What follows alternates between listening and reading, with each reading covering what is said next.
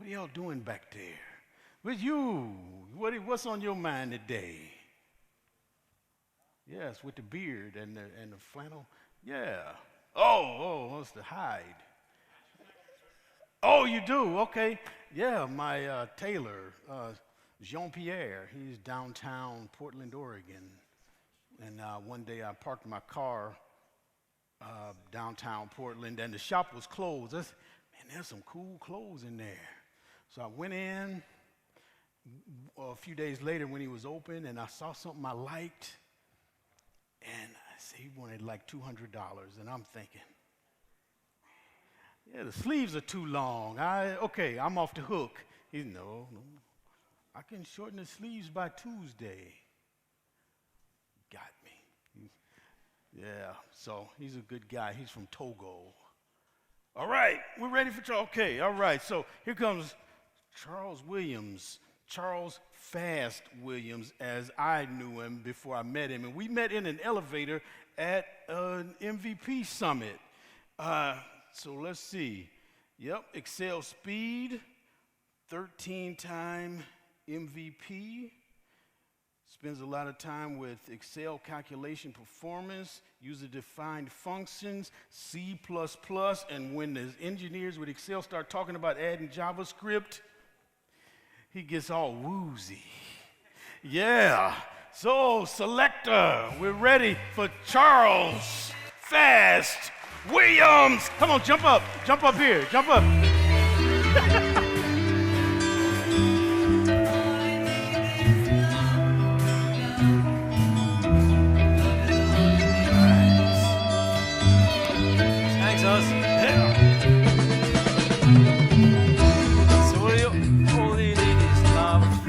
Excel, of course. Yeah. Right, let's get this show on the road.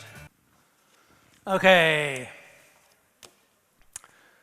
So, this is about the second session on Lambdas. I should tell you, one of my main missions in life as an MVP is to try and make Excel a better product. Now, that's kind of an unusual habit for an MVP, but I'm really a developer at heart. And so I tend to look at Excel and say, well, wouldn't it be great if it did this?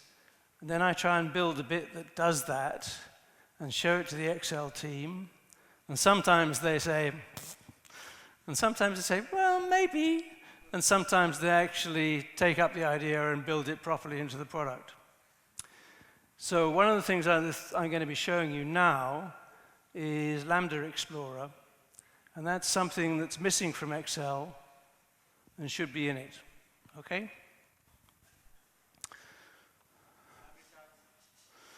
So we're going to talk about 3 free add-ins, totally free. Cristiano talked about advanced formula environment. I'm going to talk about Lambda Explorer, which is something I developed. And I'm also going to be talking about a more advanced version of Name Manager, which Cristiano showed you. That was developed by myself and Jan Karel Pietersee. We actually developed it before Excel had a name manager at all. And they stole some of the ideas. Unfortunately, they didn't steal enough. So our version is quite a lot better than theirs. Hey, that's the way it goes. If we have time, but I don't think we will, actually. No, we're not going to have time. Right. Forget about that one. If you're around tomorrow, I'm running a VBA add-in masterclass, and it's going to be featuring this prototype add-in. And we'll run through how you develop it and so on. Anyway, okay. Here's some Lambda functions.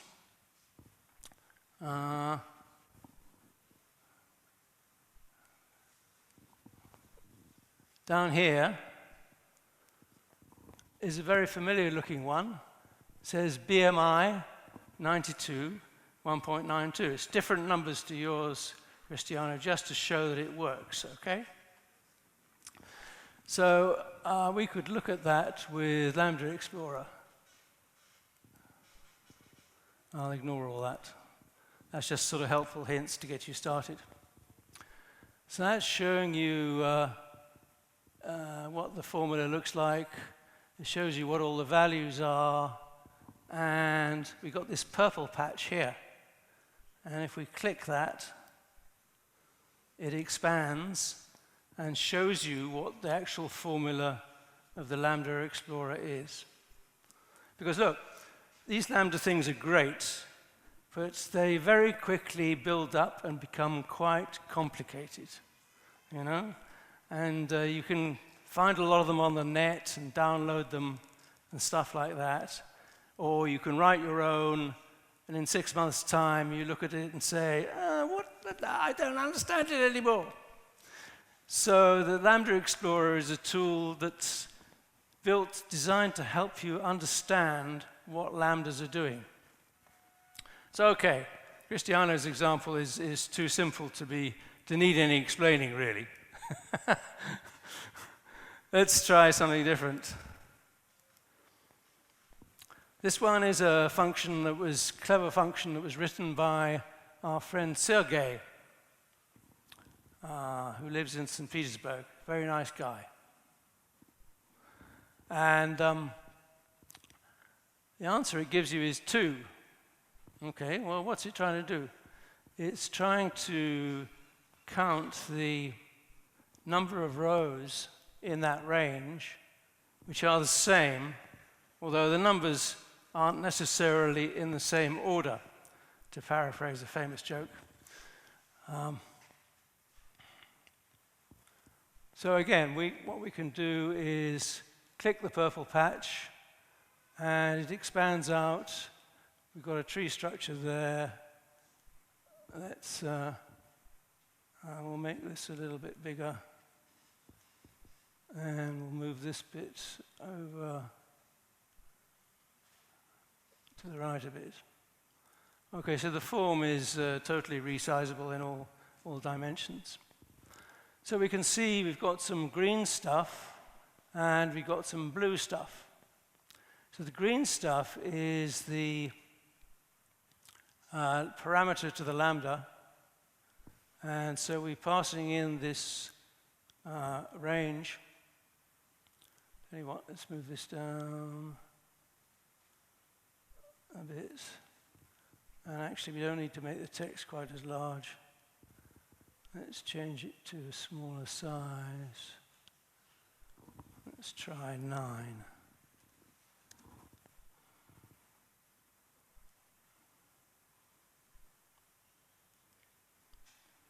Just so we can see a bit more of what's going on. Okay, so we're passing it this thing called range. That's a named range. And yeah, it's this set of data up there. So these are the rows. So what this function is going to try and do is find out which of those which rows in there are duplicated after you've sorted them. So the Lambda Explorer, just whenever you click against something, it shows you what the values of that are. So the range gets passed in. It's a green thing, so it's a parameter for the Lambda. And yeah, that's exactly the same. It's a 6x6 array. Then we get to the let statement. Has anybody else covered let at all today? I don't think they have. Anyway, okay. Geez, I'm not going to explain what let does. But, okay, we've got a variable called rows. And the definition of rows is the number of rows in an array. So as we click there, we'll get that. We've got a variable called cols. That's the number of columns in the array. And then we've got a variable called distinct.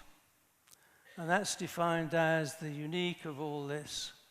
So sort rows, it's colored purple. It's a named Lambda.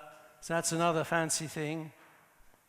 I could expand it all, but it's quite complicated, and we haven't got time for that. So I'm not going to explain it. Okay, but the output from sort rows, you can see it's still a 6x6 array, But look, all the numbers are now in sequence. 3, 4, 5, 8, 17, 21, compared to 5, 8, 3, 4, etc. So once it's sorted, we feed it to a unique function. Oops.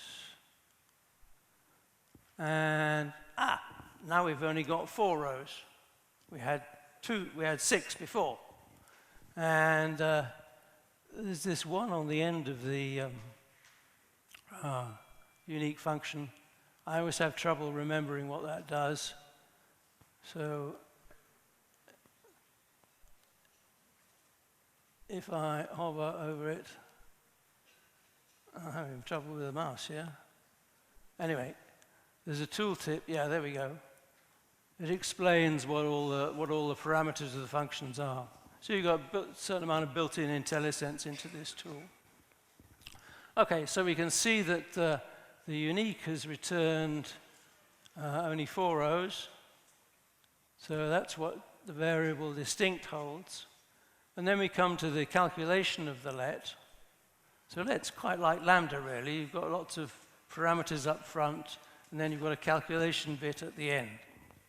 And so the calculation says it's rows, which was 6, right? So if we click on that, we'll get 6.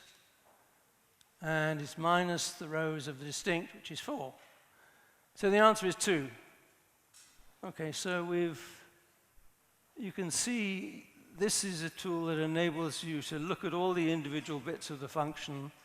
You can click wherever you like, and it'll show you exactly what's going on. It'll even do cleverer things. You can run it in stepped debug mode. So this is a bit like the formula debug tool in Excel. You can use the left and right arrow keys to step through, and it will condense down the formula. And rather than trying to put all this stuff inside the formula, which is the way the formula debug tool tries to do it in Excel, you very quickly run out of space, particularly if you're dealing with any large kind of arrays. It just doesn't work. So I chose to put a marker there. So that's marker 3. You can see it corresponds to 3 up here, and that shows you what's in that array. So I could click on the 11. I get the what that marker corresponds to, and also it highlights down here in the indented version of the formula what it's pointing at. And so I can step forward. It'll condense it down more and more and more, and I can go backwards. I could if my keyboard was working. Yeah, there we go. Okay, so that's a way to explain Sergey's count same function. Slightly more complex than Cristiano's. Now, one thing you get into quite often with lambdas is recursion.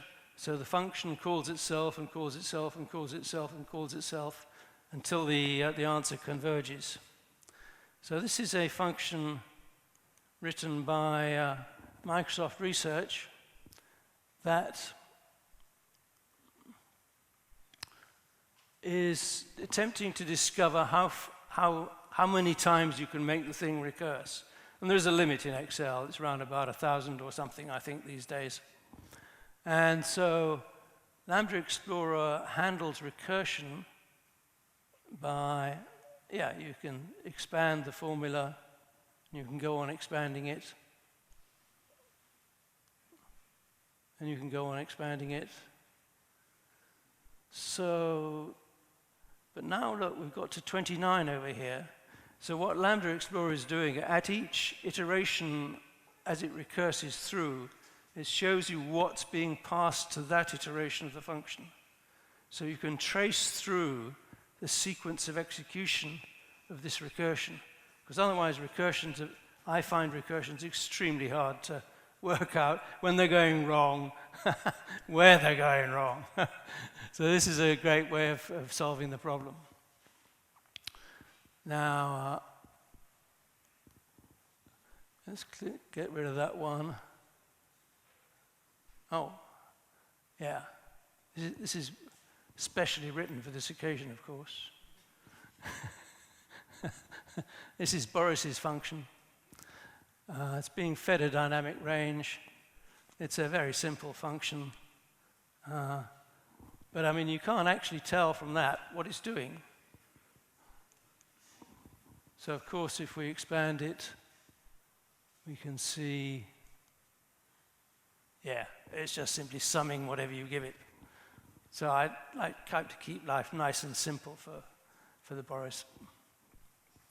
Now, let's take a more complicated, slightly different example. This is a function written by Microsoft Research, and it's essentially what it's trying to do is pick the second of two pairs of arrays which get passed to the pair function. Now, down here we've got this funny thing says expand. And what that says is expanding a named lambda or its parent may remove this nasty little error. If we click on it, we see it says #calc, which you remember from Cristiano's thing was what happens when you give a lambda and you forget, or somehow you haven't given it its argument. And the reason for that is, yeah, we haven't given it its argument. There's nothing there.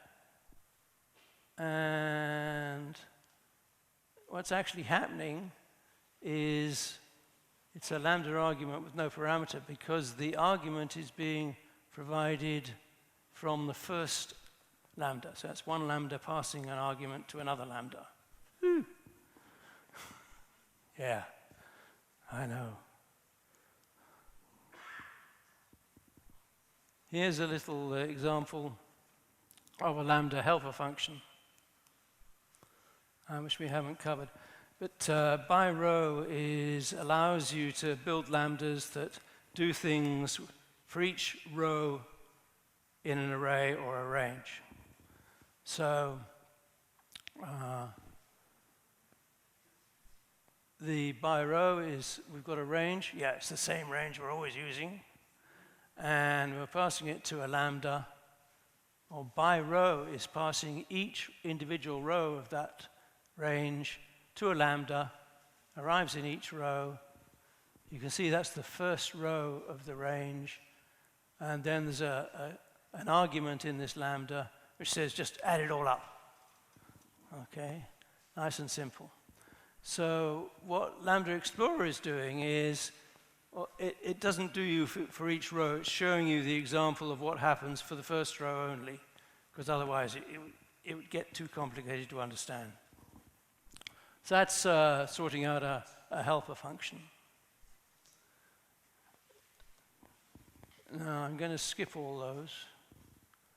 And instead what I'm going to do is go to formulas and start up the other version, the better version of Name Manager. It's a pity they didn't follow all our ideas. Anyway, so this shows you all the defined names in this workbook. Some of them are lambdas, some of them aren't. We've got a lot of filters we can apply. So if we apply that one, we'll only get the lambdas. So if we take, let's take this very simple lambda, which adds two things together. So if we click this button here, it will launch off and say, what arguments do you want to give for this function? So we'll put in 78. Any old number will do, and 5. And so then what it does is it automatically links into Lambda Explorer. So we've got an integrated way of editing the names inside and playing with the names inside, calling up the names inside a name manager, and then throwing them into the debugger so you can see what's happening. And you're able to supply them with the two parameters. You can see 78 and 5. And so that's a simple type of example. If we look at the other capabilities of Name Manager, the advanced Name Manager, we've got a lot more space to play with things. One of the problems with trying to edit names, as Christiana was showing in the standard Excel Name Manager, is you've got this tiny little box to put them in. And if you're playing with indented formulas at all, it's hopeless. You can only see the first bit, and all the indented bit, you can't get to it at all, which is no good. And if it's a long formula, you're dead trying to play with it. So this is a better way. You've got all this big space to edit your refers to formula. You can indent it and so on, and you can put in comments, and you can copy things. You can make them global. You can make them local. You can make them hidden. You can do whatever you want to, because Name Manager has got a lot more function. You can hide things, you can add new names, you can delete names, you can list out the names on a worksheet, you can evaluate what the names refer to. Oh, whoops, sorry, I shouldn't have said that. So if I take, I don't know, this one. It's a dynamic range formula, and that shows you what it refers to. It's the same range as we've always been playing with. And okay, this isn't a lambda. It's just a defined name formula, but I can still play with it by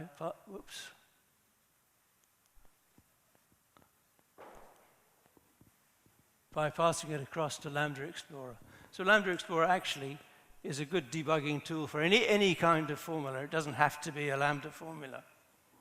So that's just debugging a named formula.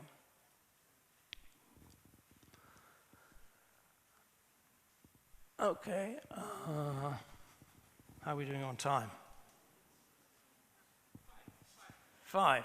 Okay, that's good. Brilliant. So let's see if I can fire up the, oops, no.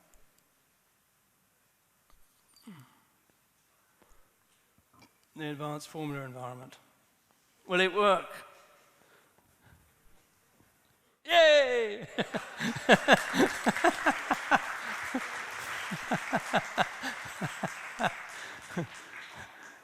Okay, so this is the magic import button that Christiana was trying to get to. So you can, you give it a URL that takes you to GitHub and stuff. I'm not going to demonstrate it, but it's there. What does this one do?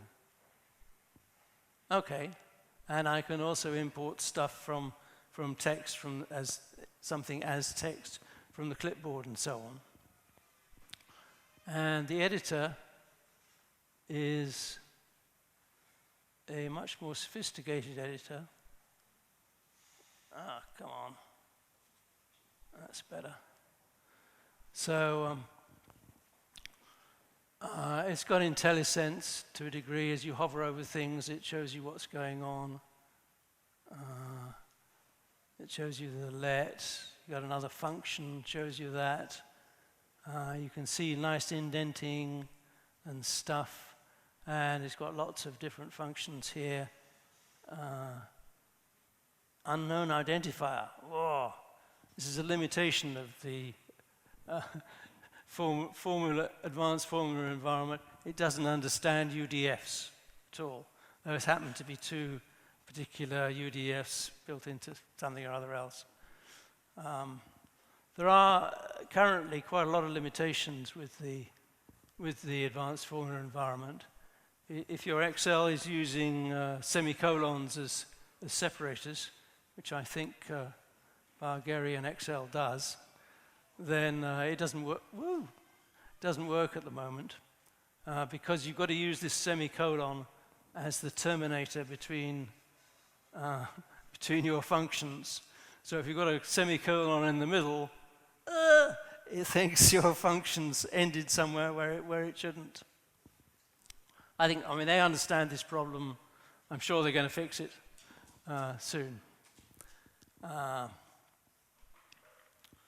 So the manager shows you that, and you can edit things here as well. Quite why you've got two ways of editing something, I don't know. Do you know? Yeah, but why you have two different ways of editing the same thing in the same, oh, I don't know. Anyway, sometimes they do strange things, these guys. There we go. So that's the advanced formula environment. And I still kind of like editing stuff in our advanced name manager because you've got a lot more space and you can do things and it doesn't do quite so many crazy, it does work with semicolons and stuff like that. Now, just one more thing I want to show you and then I'm out. This is the Let Wizard prototype.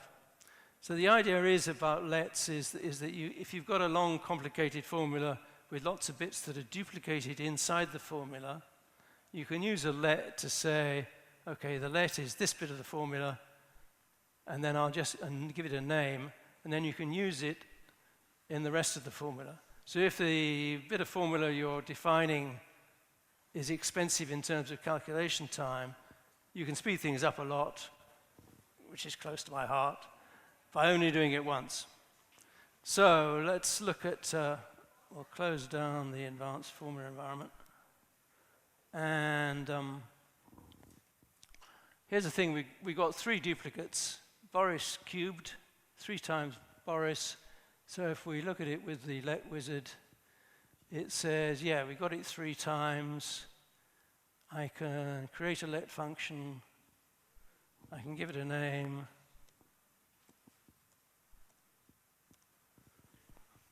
I'm no good at typing in Cyrillic. And so now it's transformed the formula.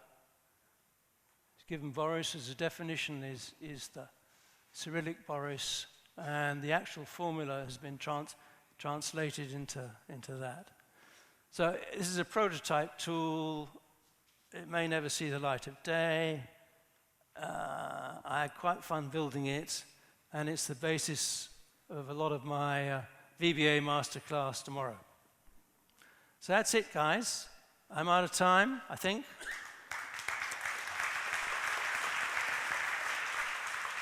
Thank you.